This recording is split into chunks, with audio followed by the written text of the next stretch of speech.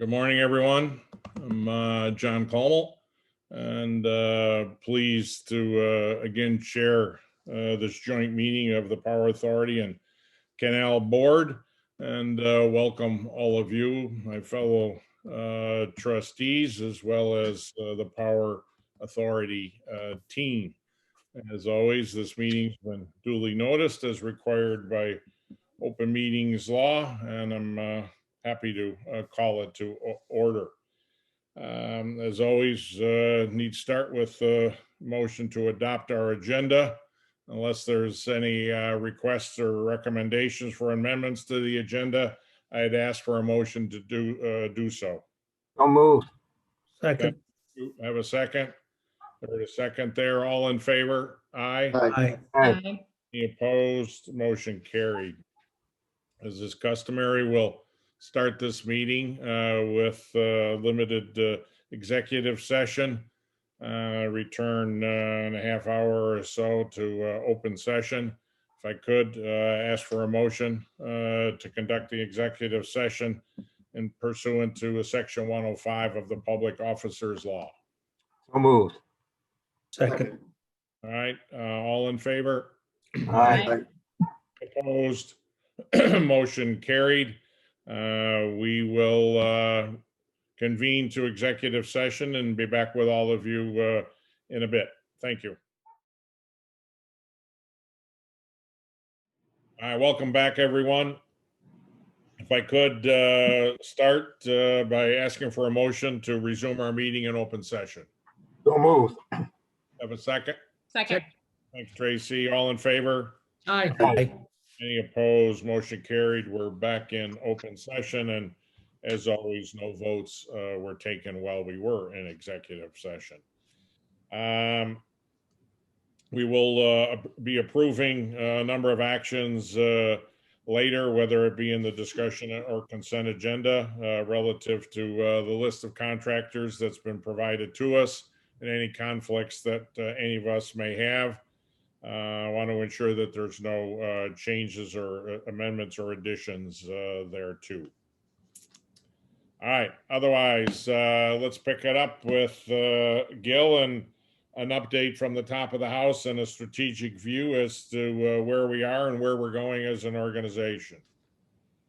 Thank you very much, Mr. Chairman. Good morning, trustees, management, and the public. This is our annual board meeting today. And in our annual board meeting, it's the time that the board approves our audited financial statements and when we issue our financial statements publicly, as well as our sustainability report that will be issued in Earth Week in April. So next slide, please. I'll let Joe focus on the yellow and the reds on generation market availability and transmission availability. But we are, and you'll hear from Joe, even with those colors, that we are actually in a good spot. First quarter of the year, we're doing well. Next slide.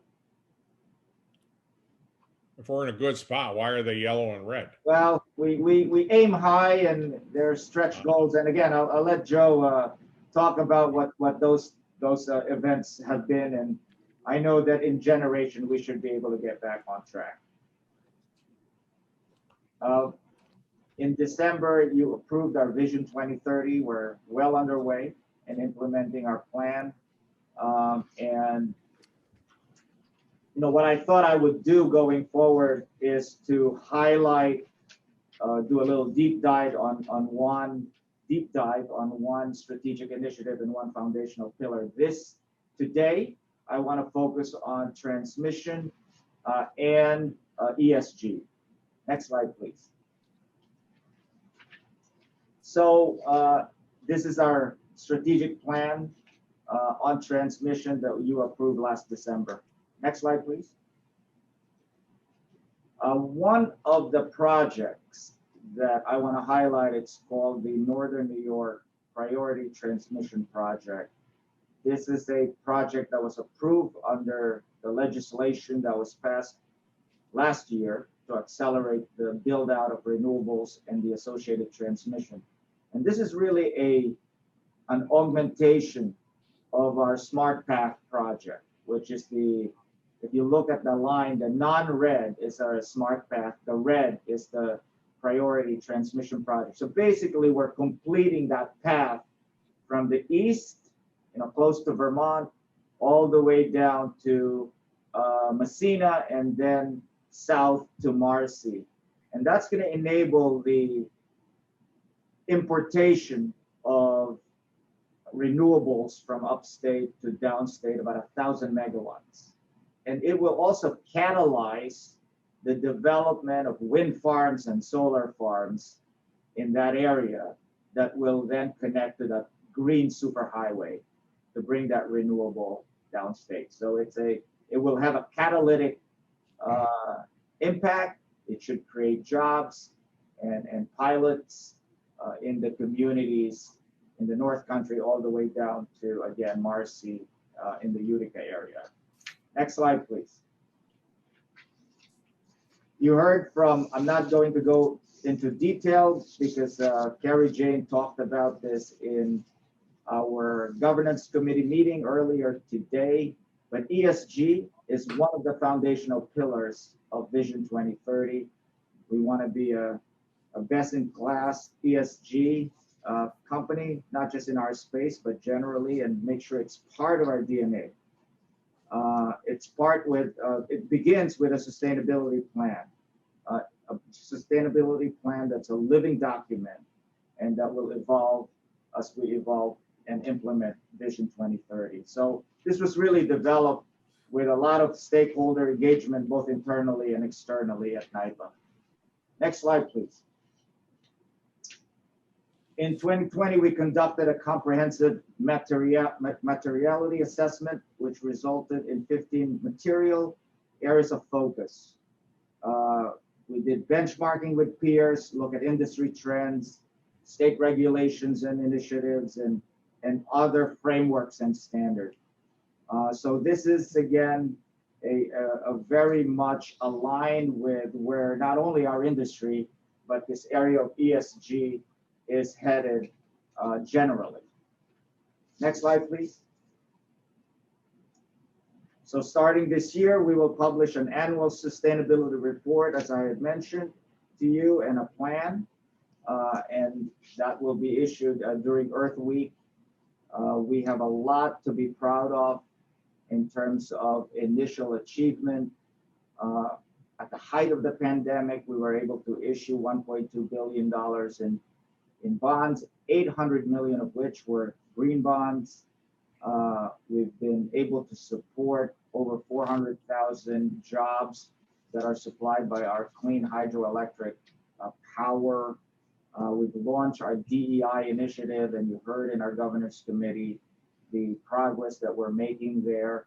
So many achievements to move the ball forward and to begin the journey. And I want to emphasize to begin, because we are really at the beginning of our journey when it comes to this initiative. So one thing, though, that I want to highlight is that we will be, as at least I've checked, be the first utility making a commitment to adopt and issue an integrated report in 2023 for the year 2022. As you know, today, after our annual board meeting, we will be issuing our annual report, our annual corporate report, and then next month, a sustainability report. The trend going forward, not just in our industry, but in other industries, is to have an integrated report, ESG sustainability integrated to the annual report based on international standards, whether it's GIR or SASB. Those organizations are also merging and into an overall standard that eventually we will adopt. So we're very proud to be the first entity to be planning to do that going forward. But more importantly is to walk the walk. And so that's what we intend to do in this specific foundational pillar, ESG, environmental, social, and governance. Now, before I end my report, I'd like to ask a couple of people to supplement my report. First, I'm going to call on Paul Tartaglia just to give us a quick update on where we are with managing COVID at NYPA, and then I'll ask Adrian Lotto to talk about where we are with our enterprise risk tracking and management. Paul? For those of you who don't know me, I'm Paul Tartaglia, Senior Vice President and Chief Incident Command Officer for the Power Authority. Put on the first slide. I'm sure everyone is familiar with our COVID-19 countermeasures, where we have 6 different levels of alert, starting with 0 and going up to 5. There are several triggers, mostly all data-driven, that can activate a countermeasure level. And with that activation, there are appropriate steps each facility must take to ensure employee safety and continuity of operations. The good news is, back in January, most of all our sites were at stage 4 of the countermeasures. As of March 15th, only BG was at stage 4 when this slide was submitted. And as of yesterday, White Plains was the only facility at stage 2, and all the remaining facilities were at stage 1 or lower. Most of our upstage facilities were at stage 0, and downstate were at stage 1. As with that, employee positivity rates have been and remain low through the entire winter wave. We've run nearly 7,000 PCR tests as dictated by our countermeasures, with a positivity rate of 0.4%. That's about 10 times less than the current positivity rate, a real compliment to our staff.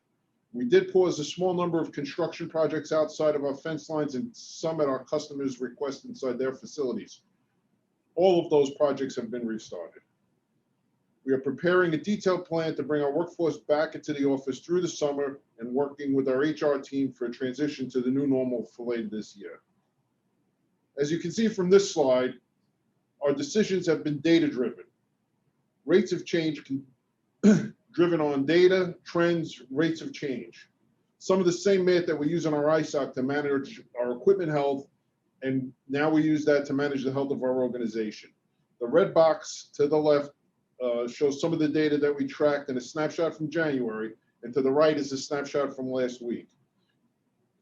The current trends have continued to improve since this slide was submitted, although the improvements rate is slowing somewhat. Next slide, please. Lastly, we've been working on a campaign, a best of class campaign, to encourage employees to seek out vaccinations.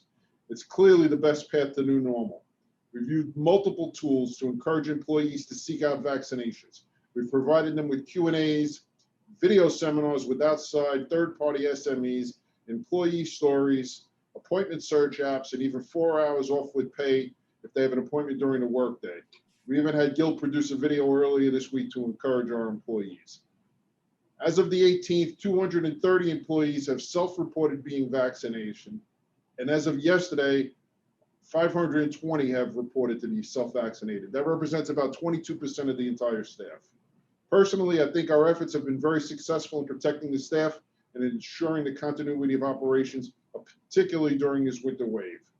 Really great work by all, from those on the ICS team, right down through all employees, management and union, newer experienced, White Plains or the working sites. We're really getting it done. Although I am optimistic given the reports of vaccination efficacy, uptake across the state and the nation, we at NYPA and the Canals, the ICS team, remain very vigilant and on the watch for new risk vectors, pre-planning for them, such as spring break, the next variant, or limited duration from the vaccines. So with that, if you have any questions, I'd be happy to entertain. Thank you, Paul. Adrian, just a quick gist of where we are on our risk, enterprise risk trends. Thanks, Gil. Good morning to the trustees, EMC, NYPA, and Canals staff. And thank you again for allowing me briefly to speak this morning on the efforts of the Risk and Resilience team. A few weeks ago, I presented to the board the integrated vision of bringing risk and resilience together. In the last 45 days or so since taking the role, we've already begun to operationalize that vision, and the board can be confident that we will deliver and regularly provide updates. If you recall, one of the first steps in integrating the two teams was to develop risk and resilience joint business unit goals, and those have been provided to the board. And in addition, we begin to update some of our policies and procedures, which will be entering the eScribe system shortly. Again, each of the business unit goals centers around three main objectives, either people, process, and technology, and each are working simultaneously to advance Vision 2030. So by way of example, the foundational pillar of digitization, we have the eGRC tool and the eCRM tool. With enterprise resilience, for example, we're updating our business continuity plans and our business impact analysis statements. But speaking of technology, the eGRC tool continues to advance and is the #1 priority for the risk team in 2021. We've already begun working with the business units and training staff in hopes of advancing data collection and expediting it. And for the first time ever, the annual risk assessment was conducted using this eGRC tool with wide business unit participation. We will be presenting those results to the board in May of 2021. So again, thank you for allowing me to speak briefly, and I look forward to advancing risk and resilience here at NIPA and Canals. Happy to take any questions as well. Thank you, Adrian. That's the end of my report with assist from Paul and Adrian. Back to you, Mr. Chairman. Gil, on the generation transmission topic, some of the recent, communications relative to what's expected to come out of Washington on infrastructure and additional investments and renewables and the like. Anything you can share that's potentially relevant to us or anything that's on our radar? I saw a soundbite yesterday in terms of offshore wind zone, potential zone off, Long Island, et cetera. Anything that will land that potentially land that could impact us? Yes, thank you, Mr. Chairman, for bringing it up. There are actually two items there.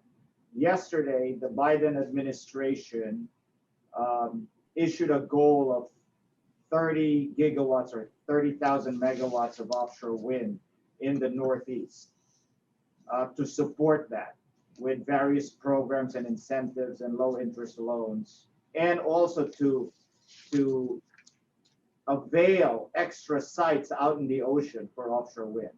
That is good, not just for New York, but for the entire Northeast states that are going to be impacted because that is going to be critical in achieving our respective climate goals. For New York State, it will be great because it will also spur economic development and job creation.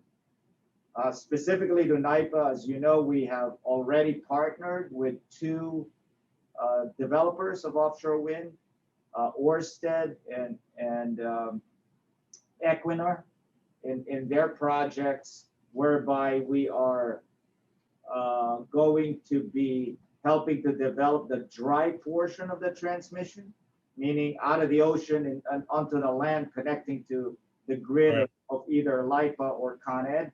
Right. So that is a good start for us, and we anticipate doing that more with other developers. Potential additional opportunities. Additional opportunities for us. There may even be an opportunity to build what's called an offshore grid network to connect the various wind farms together. So that can be a long-term potential opportunity for NIPA. The other item that's been announced in Washington is the desire to, Biden administration, its desire to advance a $3 trillion infrastructure and climate legislation. And that is going to be important to this nation. Again, not only to rebuild our infrastructure and build back better, create jobs, good jobs across our country, but also It's good for New York in terms of advancing and accelerating projects that we already have in our pipeline and in the hopper. The state had approached us and other agencies and authorities to create a list of potential projects that we could bundle together and propose to our elected officials in Washington and to the administration as examples of projects that should be included in that $3 trillion package if it advances as one package, or there are also talk that it may be split into a couple of packages. So we'll see where that goes. Nevertheless, we will be preparing whatever the path will be going forward here in New York State. But thank you for bringing that Right. up. It's appreciate all it. good for New York State. It's all good for NYPA. Excellent. Well, Gil, if that in fact passes, if we're involved, as many shovel-ready projects we can put together needs to be a top priority because, want to be in that first wave. That's correct, John. And sometimes when the word infrastructure is used in Washington, D.C., it's more about roads, bridges, and airports. And sometimes we forget the energy or electricity infrastructure. So we want to make sure that we help them define the word infrastructure in a broader way. And you're right, that it will be a priority of us. Any other questions for Gil? One last time, Paul, kudos to you, your team, and the entire organization for managing and guiding the ship through the COVID storm. We're pleased and proud of the outcomes, and most importantly, great to see things starting to come back online. And as a board, we certainly encourage and support the vaccination outreach, and would encourage all of our NYPA associates to strongly consider and get their arm out and get vaccinated. So excited to see the oranges and the reds once again green, but very well done and guiding us through some very difficult days over the last 12 months. Thank you. Okay, next up, Joe's going to tell us why everything's rosy, even though it's red and yellow. Thank you, Chairman Como, Gil, and staff. Next slide, please. We can go right to that. So yeah, generator market readiness is a measure, as you know, of our reliability of our generators when they're asked to be dispatched. It is yellow right now for two reasons. One is at our 500 megawatt plant at Zeltman, we had during an inspection, what we found is a Unit 7B hot reheat weld failure. The translation to that is a steam pipe weld looked to be compromised, and we had to do a repair and extend an outage to fix that. So that's one reason why we did. We have no reason to believe that there's any concern for that unit right now, but we are going to work with our new regional manager of the Southeast region, Sal Rojas, and our engineering team to do a more comprehensive survey of the rest of that piping to make sure there are no other issues. That unit is available back in service today. There was another contributor to that, which was up in St. Lawrence when we were doing ice formation. We had to incur some forced outage hours to do that as well up at St. Lawrence. So those are the contributing factors. So to Gil's point, this is yellow because we are currently below target, and we do expect to be above target by the end of the year because the denominator will certainly grow. Of course, not including any unforeseen forced outages, but we're very confident in our program to achieve that. Transmission system reliability, on the other hand, is a little bit different in that it not only includes a percentage of time for outage for the forced outages that happen during storms or other equipment failures, but it also includes time for planned outages. The planned outage part of it is doing well, but we unfortunately had an issue with our Y49 cable, which is the cable that you have heard about with anchor strikes in our sound. But actually on the dry side in Long Island, we had 3 consecutive faults due to what they call thermomechanical bending in that line. 2 of the 3 faults have been repaired and are fixed and ready to go back in service. The third is underway right now. And based on that expected return to service date, we were not going to recover this metric by the end of the year. So it will remain red in our books to make sure that we know that we didn't hit it, but we are going to adjust the measure to make sure we have something that's achievable for the team to work toward going forward, and track that separately. So, you know, the way I described it to the team is, you know, you're not in the playoffs, but we have to continue to compete to the end of the year. So that's what we're going to do for that metric. So that will remain red in our books for the end of the year. We'll try to get as close as we can to that target, but we will, just by the denominator, miss that. The rest of the targets, as you see, environmental incidents and DART rate are green, and we are optimistic they will remain that way. So Joe, are those issues indicative of a trend, or what are we doing? What are you and your team doing to ensure that they're more one-off than the beginning of, you know, sequential issues? Yeah, none of the three issues that I just talked about are related at all. So we do not believe this is a trend. On the transmission metric, though, I would say we are going to take a more comprehensive look at that Y49 in the future. We've done a number of scenario planning and exercises, and we've determined that line is going to be important to the system, regardless of injection of offshore wind and at whatever rate. There's going to be some significant value to the system to have that line in service. So we're going to take a hard look at some capital work to make sure that that is a cost-effective solution for transfer of energy between the island and New York. And is there any other preventative maintenance? I mean, I'm not exactly sure what I'm even, you know, asking about, but trying to avoid, you know, repeat issues here. Or should we be taking, you know, proactive measures that are preventative to not further compromise expectations? Yeah, in all cases, actually, we're doing all three cases. We're actually doing that already. The St. Lawrence issue was weather related, so there's not much we could do about that other than forecasting and trying to manage that as we're forming the ice. The Zeltman issue, we're taking a proactive approach in that we're going to do some non-destructive testing on the balance of the piping for this specific failure. We have a robust maintenance program in place already, as you're aware, from the ISO 55001 status. So we're confident in those practices. In terms of the transmission line, the best we could do in the interim as we investigate a longer term plan is to start doing more monitoring of the oils in that cable and make sure that we're looking for faults. So we're going to do whatever we can and work with our partners on both sides to make sure that we're keeping a close eye on it.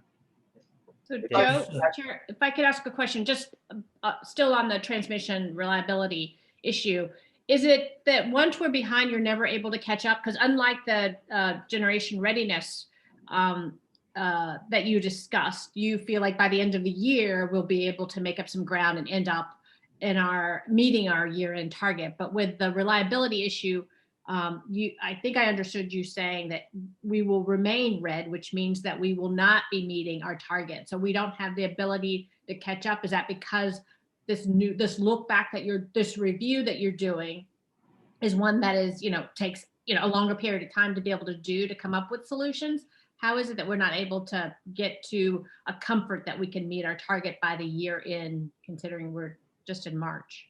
So the main reason is because that particular metric it contains forced outage hours and planned outage hours. So if we just were if we just only had forced outages, which is outages due to equipment failures and weather and that nature, we actually have within the metric an estimate of what that might be based on our maintenance practices, our expectations of those O&M practices, and history. We also add into that a number of hours that are planned outage hours. The issue is, with all the work that we have going on in the system and transmission development, the planned number of hours is not going to allow us to defer any work to get rid of those outage hours in that calculation. So this unforced outage put us over the top. Our inability to cancel outages that are going to be necessary to develop the rest of the system is going to prevent us from recouping that. We could recoup it by shortening outages that are planned, and of course, if nothing else happens.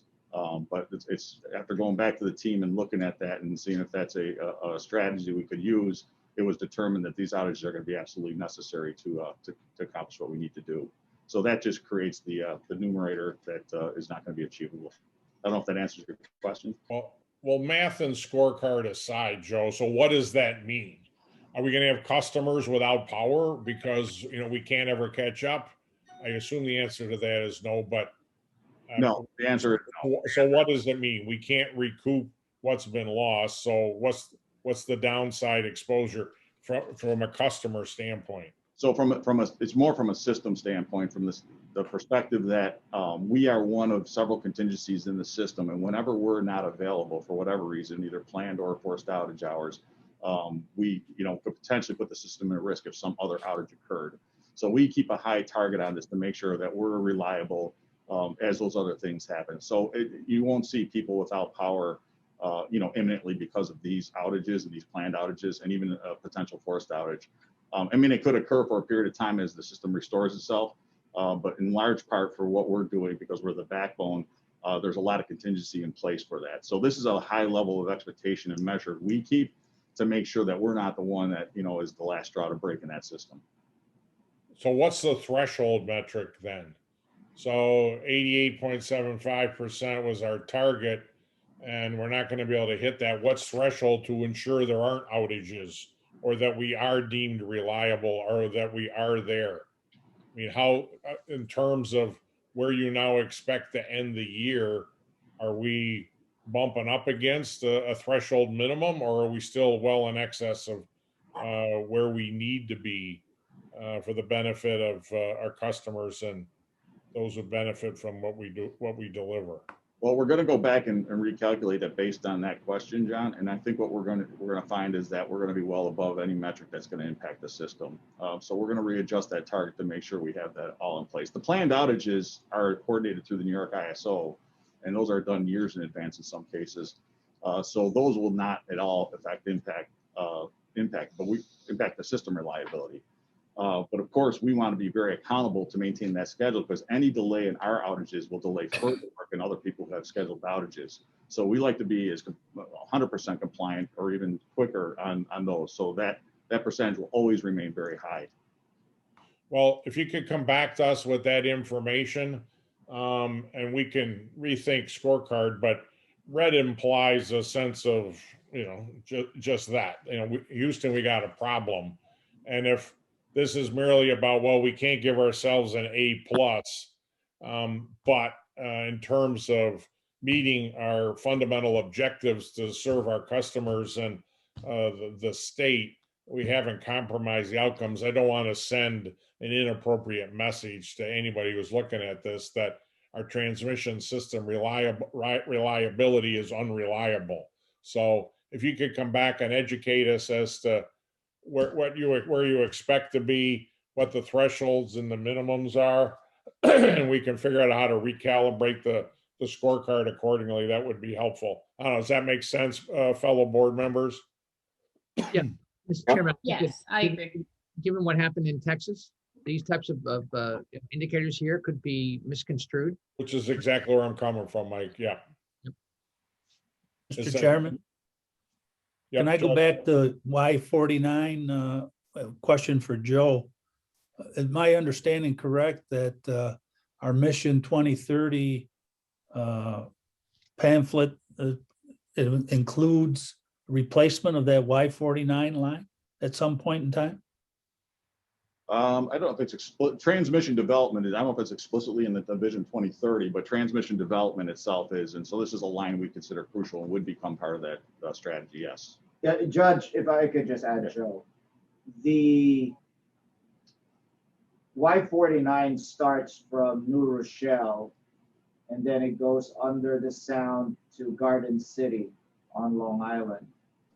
And the Garden City part, that's the area. Once it gets onto Long Island and connect to the LIPA grid, that's the segment of the transmission system where we have had this faults historically. As Joe said, it appears that it is due to what's called thermal bending. When the transmission is in operation and it gets hot, the conductor bends, it expands and bends, and there are damage that's done at certain points along that line. So that portion, most likely, we probably will have to replace in a what I call almost like what we call as a life extension and modernization. The other segments, the lines under the sound, the lines in New Rochelle, they seem to be okay. It's really that segment on the Long Island side where we're having problems because of this thermal bending. And Joe and his team are looking at options on how to replace that segment permanently so that we do not suffer this multiple faults that we've been suffering on this. Gotcha. Yeah, and all three sections are different technologies, different manufacturers. So as you recall, the submarine cable was anchor strikes. So we did put a mitigating monitoring system there for ships and warning systems there to prevent that. As Gil pointed out, the Westchester side, I'll call it, is a different technology. We have not had issues. We continue to monitor that. But that Long Island side, there have been several faults, and it's due to this thermal mechanical bending that's going on. So we know what we're up against, and we're looking to replace that. And Joe, if I can ask you, so my home is right next to that line. So I kid you not, it's probably the reason why I'm on this board. But so I know that Roslyn Road extension right very, very well. So we should get it right, obviously, for a lot of reasons. Yeah, it's for traffic reasons, not on the police, right? So yep, absolutely. So I appreciate that. Thank you, Trustee Bellboy. Let us know if the lights go out, Mike.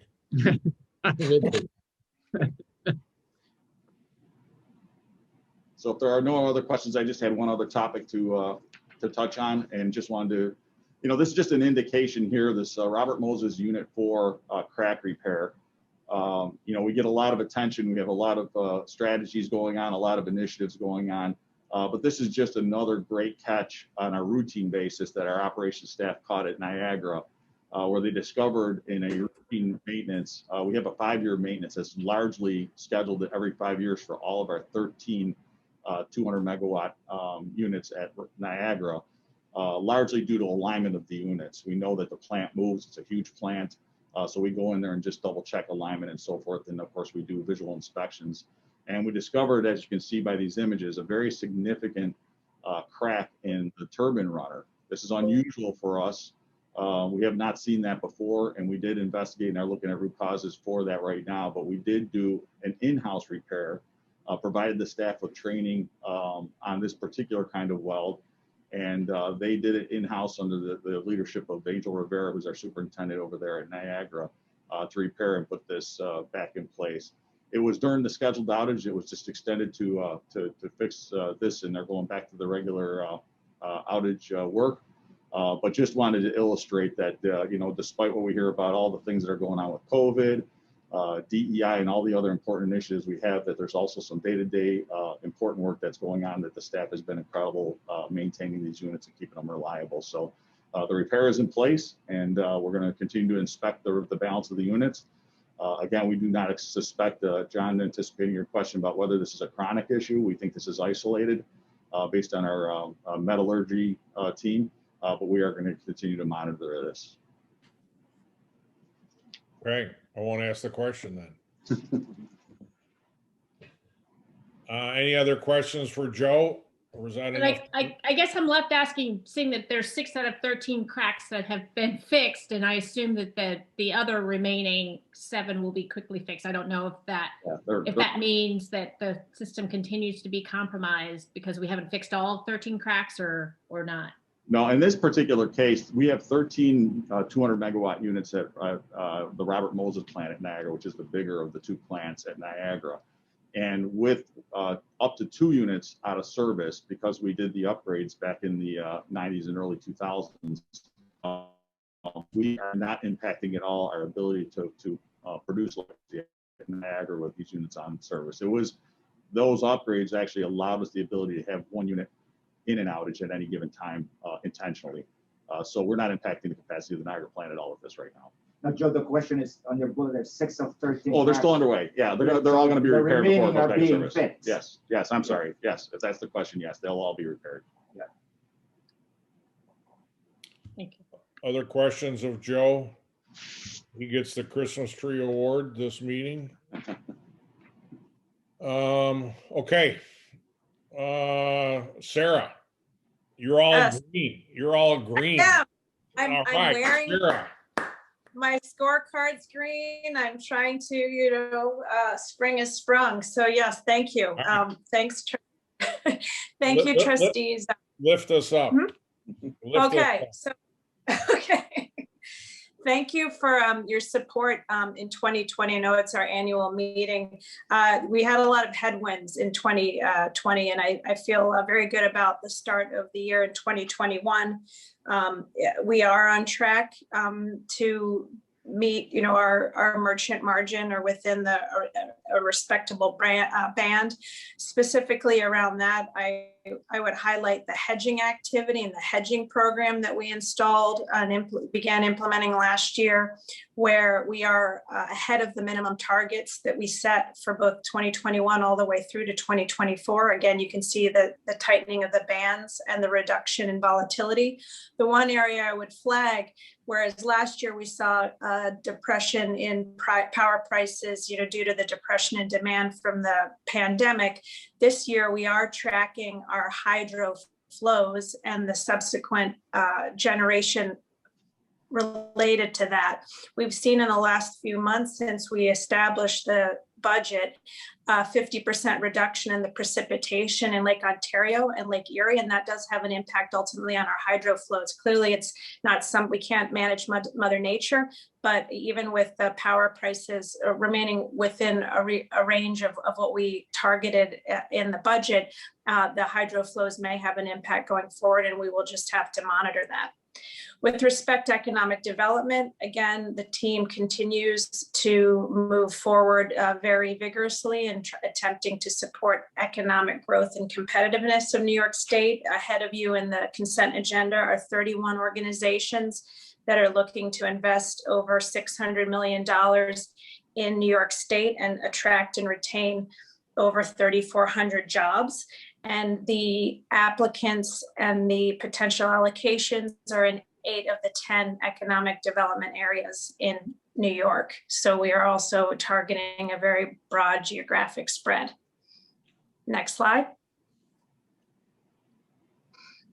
I continue to iterate our scorecard. Fundamentally, we're looking at meeting Vision 2030, and I'm executive sponsor of the Customer in the State initiative, and that is around meeting our customers' energy goals in alignment with the Climate Leadership and Community Protection Act, and that's through providing innovative and clean energy solutions. So the scorecard here looks at 2 things. One, the performance in 2021, are we executing on our plan? And secondly, are we ensuring that we are developing a strong portfolio of future growth that can sustain our performance and help us meet the objectives of the CLCPA and of our Vision 2030 strategy? So we've had a very good first few months.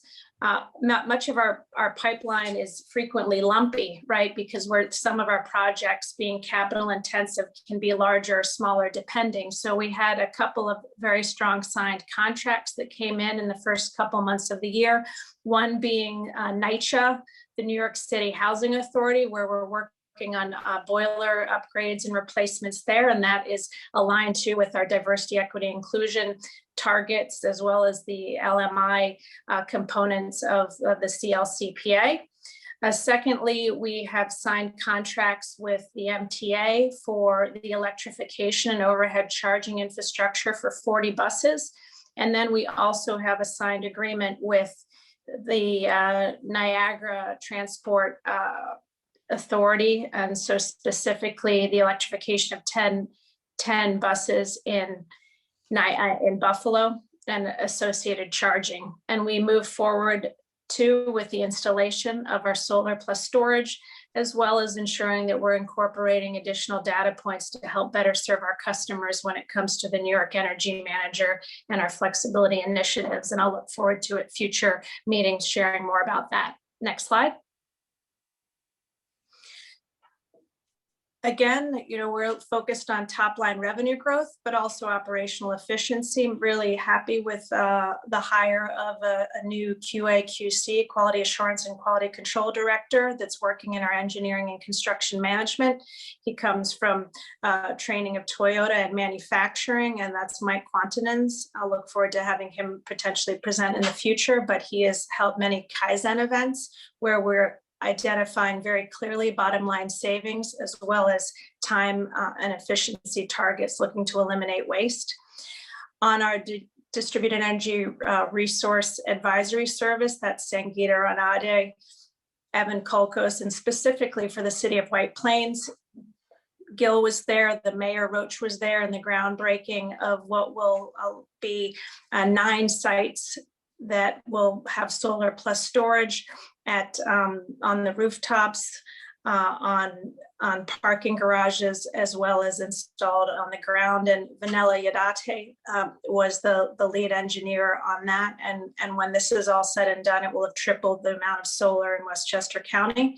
And finally, we're looking at continuing to increase the intimacy and our connection with our customers, ensuring that our existing customer base and future customer understands our products and services. And we've launched in the beginning of this year a new website that helps to meet our customers where they are, both in terms of the types of products they want, as well as customer segmentation, where the customer can come and recognize that they're a commercial and industrial customer, or they're a school, or they're a state agency, and it enables them to better see the portfolio of products that we have to offer them in meeting their energy goals. And that is under Diane Levin, as well as Margaret Law, and with a strong support from Ethan and Tori in corporate communications and getting that off the ground. So thank you. Next slide. And this fundamentally culminates in how our customers feel about us. And this is our customer satisfaction score. You'll see what was the 760 number that was in Q4 of 2019. And just in February, just a couple of weeks ago, we received the year-end 2020 results where we saw progress and accomplishments in all of the key categories that we're focused on. You can see where we had the most gains. Again, this is how we ensure that we continue to have a loyal customer base, that we're meeting them and the needs they have, and that we're continually improving. The customer digital experience is one of the ways in which has fed into this customer satisfaction improvement. That is our online account center. But as you can also see with respect to billing and payment and some of the other categories, it's an enterprise-wide effort. So I like to thank legal and finance who have helped us also to better serve our customers in providing them the types of contracts and the relative responsiveness that they're requesting from us. So I look forward again to sharing the target that we're going to be setting for 2021 now that we have the year-end results, and share our future progress. But again, we're green, and we've had a great start to the year. Sarah, just a quick question, because again, impressive to have such satisfied customers, coming out during a pandemic. And I couldn't quite understand like the top numbers. Did we get the same number of responses from our customers? Because it doesn't really match up if we've got fewer customers who responded and therefore our numbers are higher, but we got the same response rate compared to the previous years, because this is a very good indication, and kudos to the team. Yes, we do have the same response rate. As you know, we don't have millions of customers like a residential utility, right? So but we are on a quarterly basis sampling and surveying our customers. Just think fundamentally, this goes to the work that we're doing. So we didn't want to, and this is part of the reason why we hadn't set a 2021 target. We wanted to have adequate baseline and adequate data in order to be able to address it. But again, a few of the things that stand out is our account center, where people can do online bill presentment, online compliance. Our EdCap 1.0 and 2.0, but specifically 1.0 are reflected here, where we provided our customers with bill deferral at no penalty or interest as part of the pandemic. The fact that we have launched an executive contact program with our key accounts and having the EMC and other senior leaders who have strong relations help us elevate the customer service that we're providing to, again, our key accounts, and the proactive communications that we undertook as a result of COVID and EdCap. But generally speaking, we have a strong now external customer communications plan with a regular newsletter and other digital pushes around that. So again, to me, it's a fundamental compilation of all of the great activity that we're doing in a very intentional manner. And again, it's about managing what you measure. Great job. Thanks. Yeah, well done, Sarah. Great to see you and the team off to such a strong start. And on the economic development front, obviously an important component of who we are and what we do. So we've got a number of items that we'll be approving later, and I'll have you or Keith comment a little bit more for the consent agenda on some of that, but great report. Appreciate it very much. Unless there's anything else for Sarah, we'll move on to Adam, who appears to be in the green as well, literally and figuratively. So, Adam, the floor is yours. It looks like we're so far so good on track a couple months in. Yes, thank you, Mr. Chairman. Good morning, everybody, trustees, staff, and the public. Yes, Mr. Chairman, as you said, we are tracking to the plan for the first 2 months. Revenues were slightly below, as both Sarah and Joe mentioned, about generation being down somewhat because of some ice conditions, as well as hydro flow is coming in slightly below what was originally projected, being offset by other expense reductions. So all in all, for the first 2 months, we track towards pretty much right on target with the budget. And if we go to the next slide, we can look at the forecast at the end of the year and continuing what we did the last year. We're presenting it in a range, or the range is starting off pretty tight right now for a lot of reasons. Also mentioned, as Sarah was talking about before, because of the hedging activity that we had undertaken last year. We see a lot of less downside risk in the merchant portfolio because of that hedging activity. But again, we see the trend continuing in terms of generation from lower hydro flow and generation and some weakness in capacity prices. So revenues may be slightly off as projected today towards the end of the year, but again, being offset by some other revenue increases in the transmission area and other expense reductions we're currently forecasting. So right as of now, we're still forecasting to be on plan towards the end of the year. Is there any other questions on that? And also, just as a follow-up from the Finance Committee meeting, we have the approval and later in the agenda for the financial report from 2020, which we've received we'll be receiving an unqualified clean opinion from our outside auditors, KPMG. No material items have been noted by them. But if any other questions on this or anything else, please let me know. Thank you. Any questions for Adam? We covered this in Finance Committee, as he's just referenced, which Tracy will report out on momentarily, but any other questions for Adam? Okay, with that, thank you, team. We will move to our committee reports, as just referenced. Finance and Risk, as well as Audit, met 10 days ago. Governance, we started our day today with a Governance Committee meeting, so we'll have reports from each of those committee chairs. First up is Finance and Risk Chair Tracy McKibben. Great, thank you, Mr. Chair. The Finance Committee, as you said, met on March 18th, 2021. We adopted minutes and we received 2 staff reports, as well as considered 8 discussion items. And I will present those discussion items now to the full board for adoption.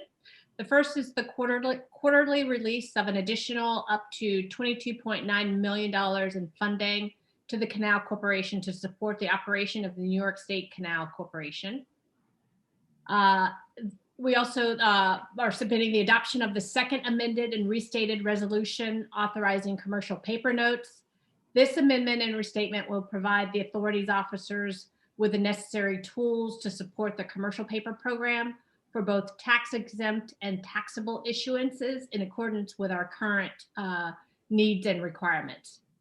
A capital expenditure authorization request in the amount of $9 million and a 3-year construction services contract in the amount of $4.9 million to Contact Building Systems Incorporated of Governor, New York for the St. Lawrence FDR Power Project Water Ball Replacement Project. Also, the award of all of on-call contracts related to RFP Q207096CC to several firms, I think about 28 firms. The award is recommended for an aggregate amount of $100 million over a term of 10 years. Capital expenditures authorization request in the amount of $19.1 million and a 5-year non-personal services contract in the amount of $12.1 million to Eaton Corporation, Warrendale, Pennsylvania, for the Robert Moses Unit Substation Replacement Project. The award of 6 personal services contracts for a total authorization amount of $10 million for a 5-year term through March 31, 2026. The award of competitively bid consulting contracts to the 28 firms, sorry, I said 28 earlier, it was fewer firms. This is the 28 firms for the period of 5 years in the aggregate of $16 million. Our CEO, Gil Quinones, discussed in his formal comments the authorization to the authority to accept, develop, and operate the Northern New York Priority Transmission Project as a priority transmission project under the Accelerated Renewable Energy Growth and Community Benefit Act, and to authorize the selection of Niagara Mohawk Power Corporation doing business as National Grid as a co-participant in the development of the NYPTP based on the solicitation of interest process the authority conducted in accordance with the Act, subject to the authority and National Grid reaching agreement on a joint development agreement for this project, and the team will be coming back to us with additional updates on that. Lastly, at our January 19th, 2021 Finance and Risk Committee meeting, we had a recommendation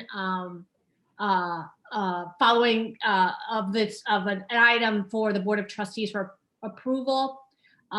Subsequently, we decided, the Board of Trustees, in our January 26th meeting, we postponed this one item. So we're now presenting it to the Board of Trustees for this meeting, and that is for a contract award in the amount of $18.1 million to GE Renewables US LLC to design, manufacture, and deliver 13 shafts and 1 thrust runner. I now ask for a motion to adopt all the aforementioned discussion items, unless there's further additional questions that I'm sure the management team would be happy to answer and respond to. So moved. I'll take Tracy's recap as the motion, if we could just have a second. Second. Unless there are any other questions, again, all of these were discussed at length in Finance Committee, but assuming there are no further questions at this point, all in favor, aye? Aye. Aye. Any opposed? Motion carried. Thanks very much, Tracy, appreciate that lengthy report and significant and substantive actions. Audit Committee also met 10-12 days ago. The judge, the floor is yours to recap. Adam referenced KPMG's presentation and the annual audit. Thank you, Mr. Chairman. The committee met on March 18th as indicated rather extensively and adopted the minutes and received an internal audit update from our internal auditor, Angela Gonzalez. We also received the year-end 2020 annual financial report from CFO Adam Barsky and the 2020 annual audit report from KPMG. Also, the committee adopted a motion to recommend to the full board the adoption of the 2020 year financial report. And that report is now before us for a vote, and I would so move it. Can we have a second to the judge's motion? Second. All right, Tracy Dennis co-seconded. Again, lengthy discussion 10, 12 days ago. Assuming there's nothing further at this point, I'll call for the vote. All in favor, aye. Aye. Aye. Any opposed? Motion carried. Thanks very much, Judge. And as indicated earlier, we started our day with a governance committee meeting chaired by Dennis Trainer, discussed our DEI and ESG initiatives. Dennis, recap that for us, please. Thank you, Mr. Chairman. The Governance Committee meeting did meet this morning and received an update on the progress towards the 10 commitments in the Diversity, Equity, Inclusion Plan. The team is swiftly moving forward with their plan to improve diversity, equity, and inclusion across the organization. The team presented their progress to date, the status of their programs for the year end, and the metrics they are using to track their progress. We also received an update on NYPA's sustainability plan that encompassed the environmental, economic, social, and governance activities that demonstrate our commitments to the organization, to our customers, and the state. Finally, the committee adopted a consent agenda, which included a number of routine annual reports and the meeting minutes from the last meeting. The annual reports and the 2021 through 2025 sustainability plan and the 2020 report are before the board for adoption. I'll take Dennis's report as a motion to approve. Can I have a second? Second. Unless anyone has further thoughts or reflections, 2 hours later, I'll assume none and ask for call the vote. All in favor, say aye. Aye. Any opposed? Motion carried. Dennis, thank you very much for that report.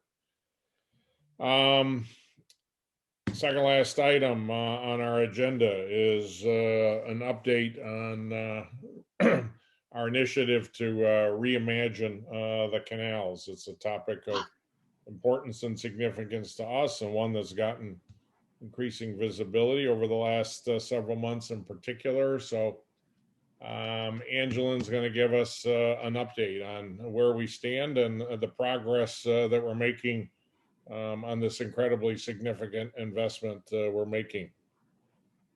Angela. Thank you very much. Hello, my name is Angela Chandler, and I'm the Vice President for Planning for Reimagine the Canals. I'm going to give you a brief update on the progress we have made with Reimagine since I presented to you in September of last year. Reimagine is a $300 million initiative to revitalize the Erie Canal. It was announced by Governor Cuomo in January of 2020. The projects he announced are the Phase 1 priority projects: Cayuga Watercourse, Brockport Loop, Guy Park Manor, iconic lighting, Canastota Pocket Neighborhood, fishing, wetlands, and ice jam mitigation. I'm going to talk about the progress we've made on these, as well as about 2 programs we are implementing this year: canal excursions and glamping. Phase 2 projects are in development, and I will come back to you at the May meeting and give you an update on those at that time. Next.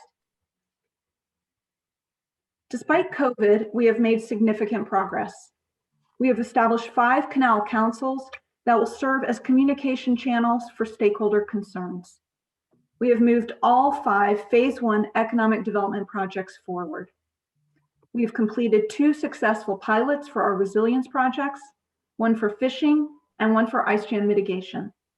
And we are launching our 2nd year of summer programming, a larger version of last year's staycations, which will extend into the fall and winter. And our first glamping site will go online this May. Next. The 5 Canal Councils we established this year will serve as communication channels with stakeholders for both Reimagine and Canal Corporation concerns. There is 1 Canal Council for each of the 4 canal regions and 1 with representatives who have a system-wide perspective. There are 10 members on each council, and they represent interests specific to that region. We held our first meetings in January and February, and the second meetings are taking place right now. The Canal Councils are very important to the Reimagine initiative because everything we do will be informed by regional experts, local electeds, and community leaders. Next.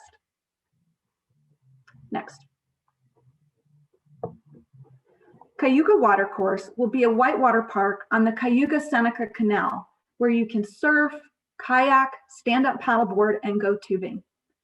We're in the process of selecting a designer and exploring options for a park operator. This new park near the village of Cayuga will also have areas for fishing, picnicking, and hiking. Next.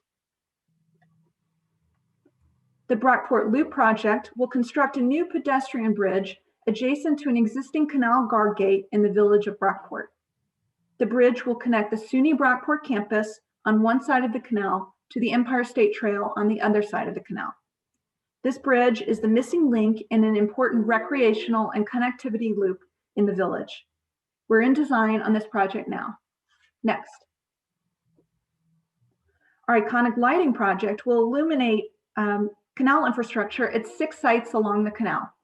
The Little Falls Guillotine Lock, the 2 lighthouses at either end of Oneida Lake, at Verona Beach and Brewerton, the Fairport Lift Bridge, the movable dam in Amsterdam, and the CSX Bridge in Tonawanda. 4 of these will be illuminated by this fall, and we're working to plan ribbon cutting events. Next. The Canastota Pocket neighborhood will be a new neighborhood on the Old Erie Canal in downtown Canastota. This project was one of the 2 winners of the 2017 Reimagine the Canals competition. It was submitted by the Madison County Planning Department, and they have recently selected a preferred developer. The developer is now starting a market research study. Next. Guy Park Manor in Amsterdam will be a new hospitality destination with the historic Guy Park Manor as its focal point. The manor was damaged in Hurricane Irene, and design is underway now for the restoration of the manor, which will also elevate it out of the floodplain. We have begun a search for a developer of the hospitality facility, and we are starting the process to select a designer to reconfigure the movable dam as a pedestrian bridge to connect the hospitality site to the Empire State Trail on the other side of the canal. Next. Next. In the western region of the canal, we completed our first fishing pilot last fall, wherein we extended the draining of the canal and did it twice, which created prime fishing conditions. We saw many anglers taking advantage of this opportunity, and we will expand the pilot from just 2 creeks to more creeks this fall. Next. In partnership with DEC, we will restore approximately 2,500 acres of wetlands in the Montezuma area in the central region. We're in design now, and construction is scheduled to be complete by the end of this year. Next. This winter, we had a successful pilot of testing ice-breaking measures on the Mohawk in the Schenectady area. This is where we see the most damage annually from ice jams and flooding. At the end of last year, we put a newly purchased amphibious dredge and 2 rental ice-breaking tugboats on the Mohawk. They broke ice throughout the winter, and we had no ice jams or flooding. We will continue our ice jam mitigation work next winter, building on this pilot. Next. Next. This summer, building on the success of last year's staycations, we will have an even larger program encompassing more than 10 sites. This year, the program will extend into the fall and winter, and we've added activities such as boat tours, rock climbing, snowshoeing, and cross-country skiing. There will be something in every region of the canal. Next. This year in May, we will open our first glamping installation in Schuylerville on the Champlain Canal adjacent to Lock C5. We will have space for 5 glamping tents and 5 bring your own tents. And we're exploring other sites for glamping and camping for this year and for next year. Next.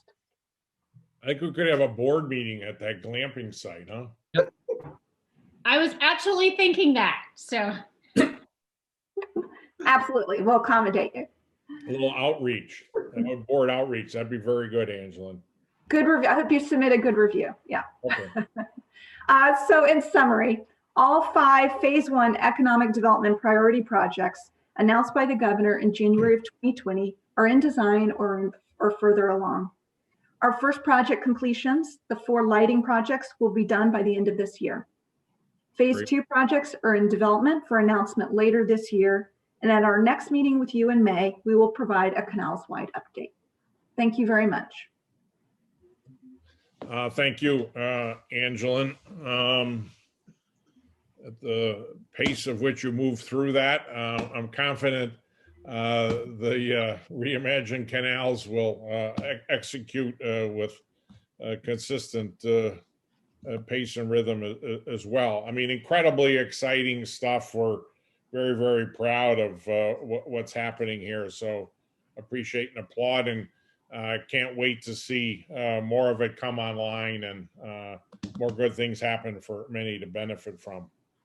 Mr. Chairman, if I might just chime in for a moment. I Sure. had the pleasure of attending a function on the Cayuga Seneca Canal portion of the Erie Canal last summer when the Power Authority installed a fountain in the middle of the canal that's open during the warmer parts of the year in conjunction with the Women's Hall of Fame and Museum in Seneca Falls. Mm-hmm. And it was a great event, got a lot of support, and I recommend it to anyone that's in that area or plans to go to that area to stop in and see that museum and the Women's Hall of Fame located there on your tour of the Finger Lakes area in particular. So, yeah, indicative of what's already available and what's more coming online, no question. I don't know, Gil, share your perspectives a little bit. Can't help but get excited and enthused every time we talk about the canals and our efforts to reimagine. That said, it must admit it's in contrast to what we've seen or haven't seen over the last couple months in terms of discussions of the canals. We had a proposal put forward to establish a trust, conservancy type issue, and there's a site that was dismissed or not embraced at a minimum. Maybe talk to us a little bit about how we've lost our way here when we're making such significant investments and leaning in, but the objectives and the intent and the messaging around that doesn't seem to be getting the traction that we otherwise expected or anticipated. Your thoughts on that? Yes, Mr. Chairman. First and foremost, as you've seen in Angeline's presentation, we're making tremendous progress. Yep. And excitement in those priority projects that were part of the announcement that the governor made last January of 2020. So that's great news. By the way, that's only half the story. The other half that we will tell you in May is the work that we do in maintaining and the capital work that we do to make sure that the canal is safe and secure and that New Yorkers can enjoy using it during the season. So you'll hear that other side of the story on just really the basic work that we do in owning and operating and upgrading and maintaining the canals. All in all, Mr. Chairman, as you know, in our financial reports to you over the years, we've been investing on average $140 million a year in the canals since we took it over in 2017. And that's not including the $300 million that we are investing as part of the Reimagine the Canal initiative. So these, they are significant investments and commitments that we are making to make sure that the canals remain a vibrant resource for all New Yorkers. We do share your disappointment that when we made a proposal that then became part of the governor's proposed budget, which is this concept of a canal trust, similar to, you know, the Golden Gate Bridge Trust or Central Park Trust, whereby we were looking to leverage the significant investments we're making with private sector dollars from corporations, from high net worth individuals, from foundations, from the federal government, so that we can do more. Right. We can really put a boost in reimagining the canals. It appears that you know, we've gotten feedback.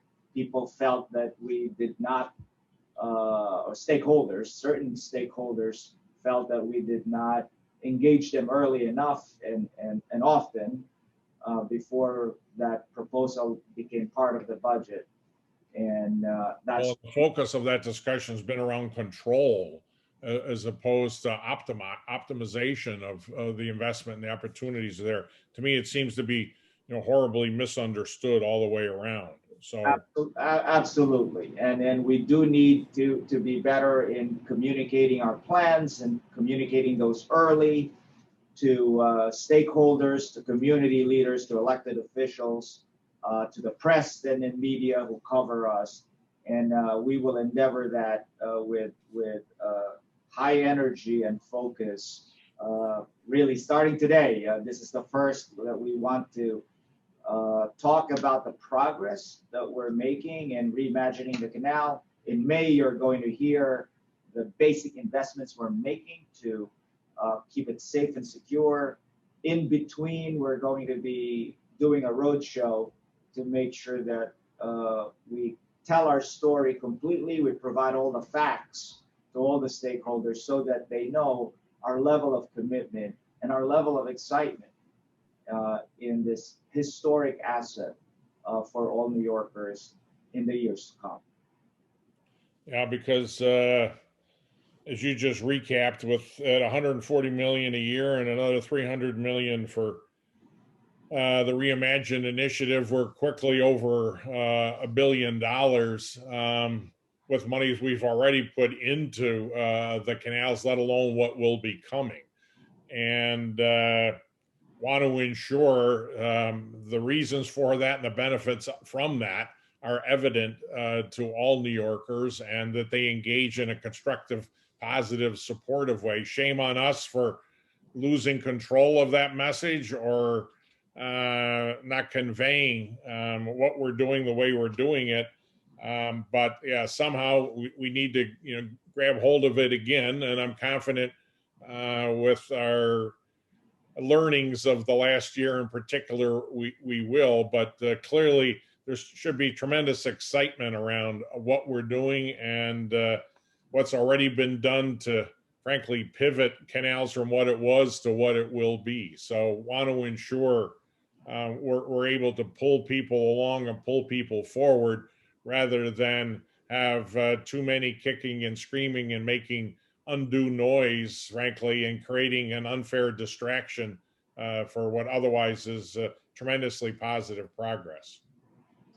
Agree 100%. And I'll take this opportunity just to emphasize to canal stakeholders who are listening, you know, we're not changing the name of the Erie Canal. It will always be the Erie Canal.